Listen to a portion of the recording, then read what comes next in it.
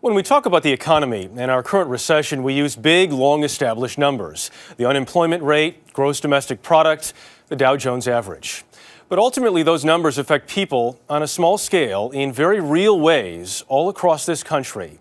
And that is the focus of tonight's Weekend Journal. As we enter 2010, a visit to one block in one American town to see how 4 families are coping.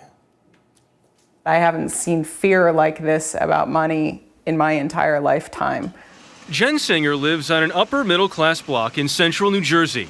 But these days, 6 of her 15 neighbors are out of work. We don't feel like the recession is over here on my street.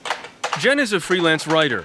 Her husband Pete still brings home a steady paycheck, but they're playing it safe this holiday season, spending less and saving more. What's to drink? There's water, and there's water. The other day I got a package. It had some tissue paper in it. I actually took it out and put it upstairs and thought, my God, I'm turning into my grandmother. A few doors down, the Davins are down to 1 salary. Brian Davin lost his job last spring.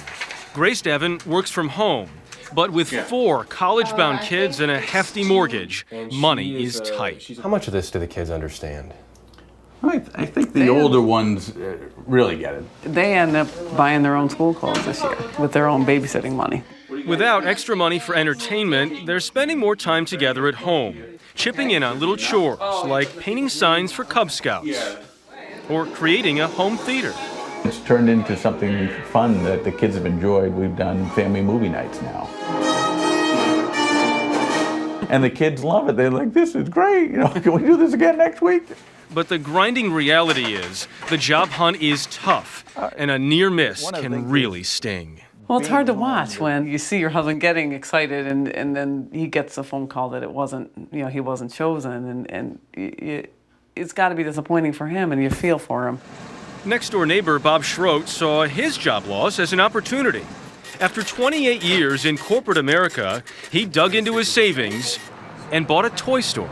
It's changed your job, it's changed your family, changed your marriage, it's changed everything. Yes, very much so.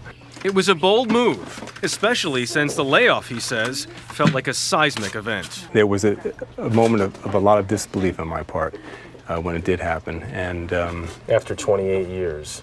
Yes, it's hard to believe. And it really rips your soul out and takes your identity away for a period of time.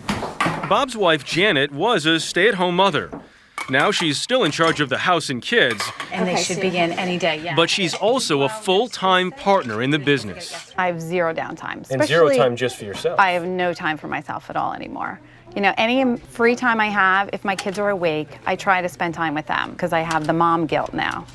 Across the street, Aisha and Anthony Locasio are both working, but it's been a year of constant anxiety. How you doing? Sometimes I find myself waking up in the middle of the night and, wow, what if this happens? And that's when I have to calm down and just focus one day at a time. I think back to my grandmother. When I was younger, I used to look at how she would pinch every penny. She'd dilute the soaps, and I'm kind of starting to think in those ways now. Parenting will be less competitive if you can't afford to put your kid on the $5,000 ice hockey team that sends them to Canada every other weekend.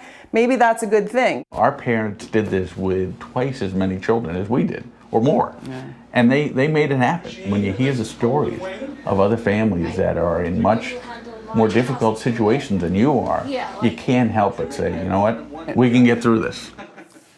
The current unemployment rate is 10%. Most economists believe it will take 5 years before the economy returns to a normal unemployment rate of 5%.